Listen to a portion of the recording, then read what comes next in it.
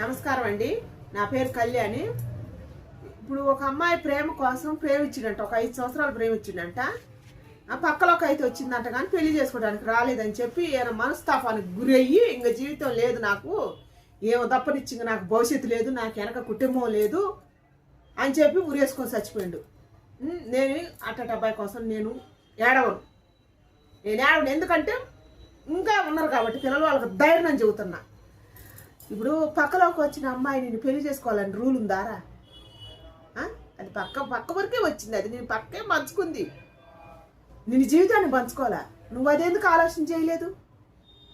First అది ఆలోచన చేయాలిగా. ఎప్పుడైనా ఫస్ట్ పక్క పంచుకుంది, జీవితం పంచుకోదు.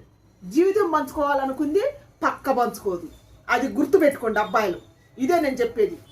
ఎవడైనా సరే మగపుటకు పుడితే ఈ తరం పిల్లలు ఇది గుర్తుపెట్టుకోండి.